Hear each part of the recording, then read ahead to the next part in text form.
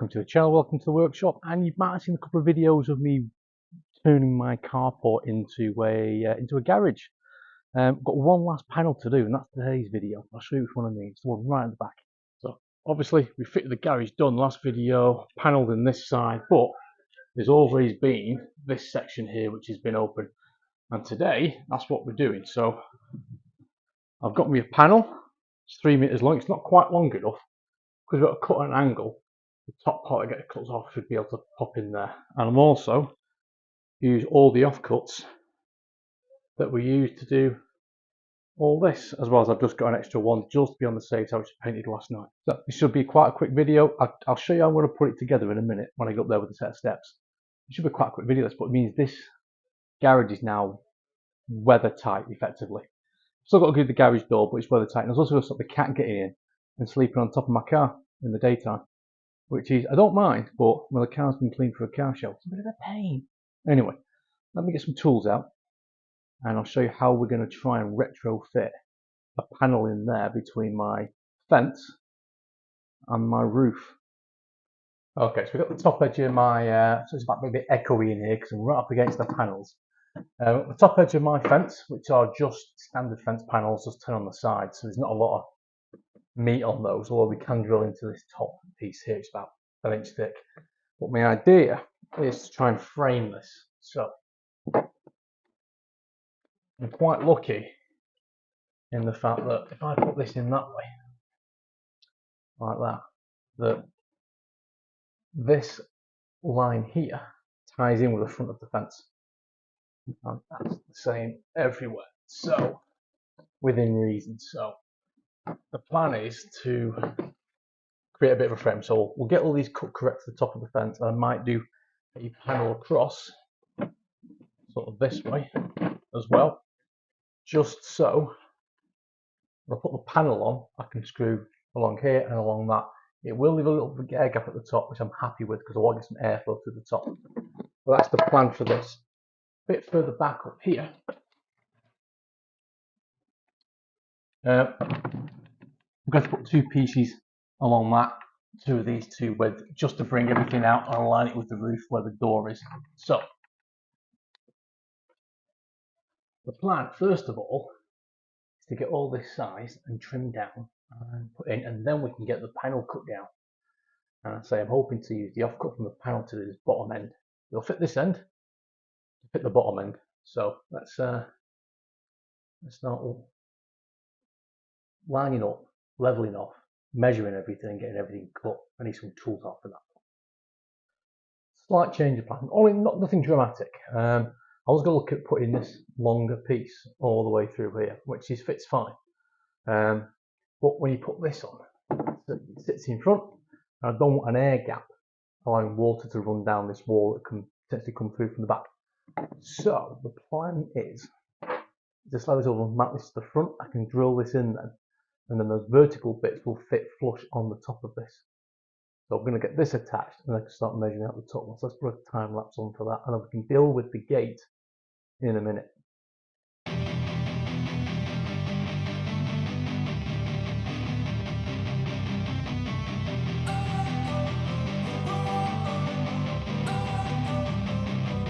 Don't wanna sleep in, cause I got something to prove. I gotta take what I hate and finally make a move. I think of you and all the shit you don't do. Well, I'ma make hella sure that I don't become you. I have no regrets, yeah, I'll tie up my chest. I'll never forget what it's like to be in debt. Been stabbed in the back bed, I'll show you what happens. Pass me the mic and I'll show you with action. I feel this pain, you already know. Turn that to gains, let my money show. Things are going well. That's all in ready for paneling. Just need to sort out this bit here. I'm going to show you what I'm going to do there in a minute. We have a problem in this area. The top of the gate sits much further back than the fence panel, so I can't bolt something to it, so I need to make this piece up. Fortunately, you can see here, if I put a piece in this way and a piece in that way, on here, it brings it pretty much flush in here. So I made a quick demonstration block. It's going to sit in like that. Now you have to excuse my wobbly joinery there, but it will run flush with the rest of this, or close enough for what I need to get this panel attached to it and seal it off. So I'm going to cut this, get this attached, do a couple more drops from this one, you see, this one, and this one. I think I can start marking up that big panel and cutting that. I'm not sure I'm going to cut it yet. I think I'll use a jigsaw, but last time I did those panels, the jigsaw sort of pulls into the holes. So we'll get to that problem in a bit. Let's get this frame up first.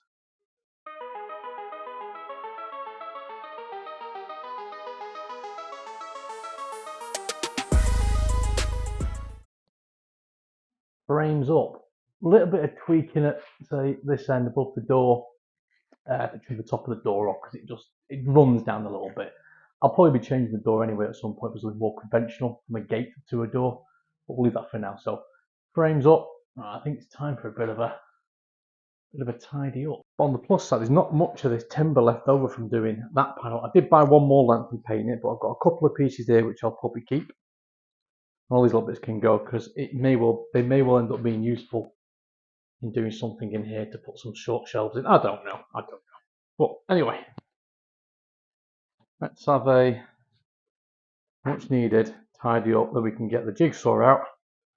We can start cutting this. The frames are up. I've had a tidy up because it was a bit of a mess in here. And you might have noticed I've added an extra little down run here. Probably because I put obviously the panel out and it's near as damn it the right length. I knew it was close. And the idea was to chop it and then flip the little bit over from here.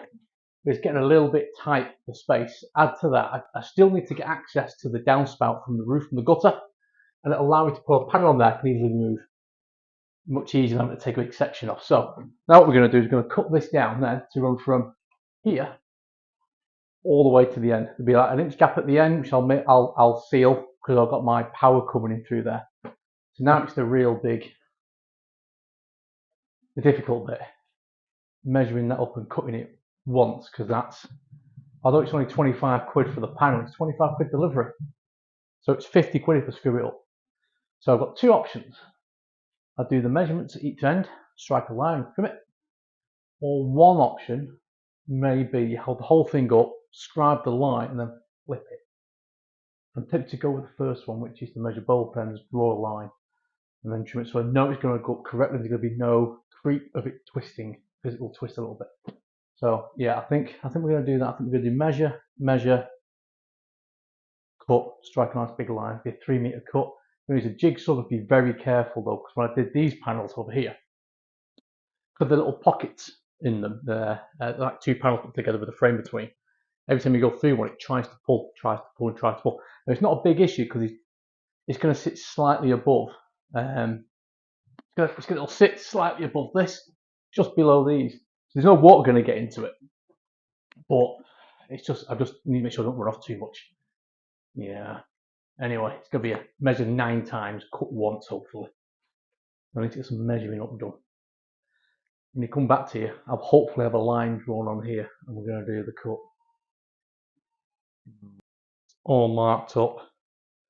Checked it 3 or 4 times. Checked the middle, and we're just going to go for a cut on that side. And yeah, I'm a little bit nervous. I might just check the measurements again, and then the next shot you're going to see is me cutting it with a jigsaw. Well, it's been checked. Let's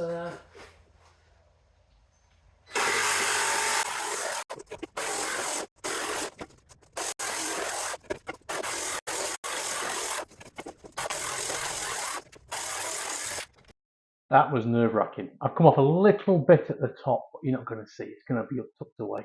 I'm quite happy with that. This was starting to pull a little bit. You might see in the angle this was at was almost at an angle. I was sliding up there, but it's got through okay. Right, get the sheet off and offer it up and see if it actually fits. Right, let's see if I wasted some money. Oops.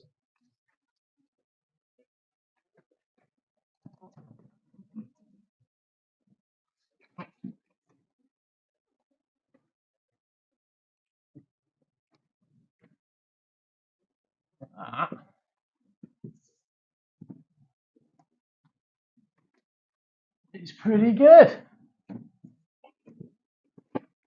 Even if, come here.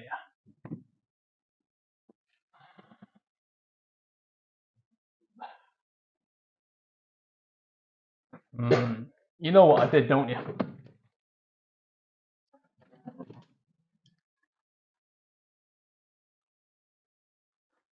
This is slightly in the wrong place. It needs to go over, so we're quite tight up on this side. I'm not that bothered because the panel here is not going to take much wing load. There's nothing coming through. There's trees at the back of the house, so I can just attach a piece on that, and that will do for what I need to seal that up. Yeah. Right, I'm happy with that. Right, now for the big job. Take the strip off, so the surfacing off it, and then we'll get that screwed in. Okay, do a quick change. You'll notice there's now a little cutout on this end, so go around the bracing for the roof as well as the power that comes in. That shifted everything across, and now this is now in the right place. So what I'm going to do now is get this thing up into place using a couple of speed clamps to hold it. And then we're going to screw it all in. I don't think you need to see me do that in real time, so let's put a time lapse on, and fingers crossed it goes up okay.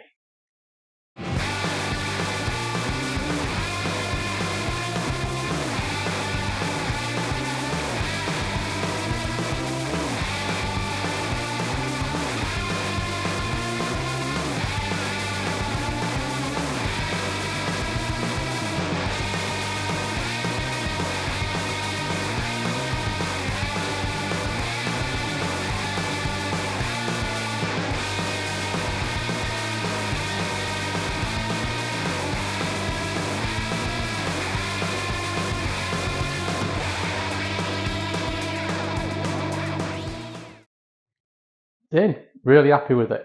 The cut went really well. It's got in really easily. I did that little notch out there to get it underneath the top beam and get where the cables come in. That worked a treat. Shifted everything over, so my mark out for this extra little panel worked well. I'll put a little inspection panel here that can remove easily to get to where the gutter drop is onto my workshop gutters, just to be on the safe side, so I can actually get my hand in there and clean it out if I need to. But yeah, it's just now sealed this whole space up, so it's effectively watertight. I do have airflow above. I've got airflow at the bottom as well to keep the car nice and dry. But it has meant I've got a very large space, dry space to do stuff in, which is going to be really useful particularly over winter when you want to try and do something like paint something.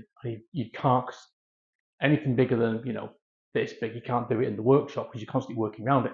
Just gives me the option from somewhere else to work.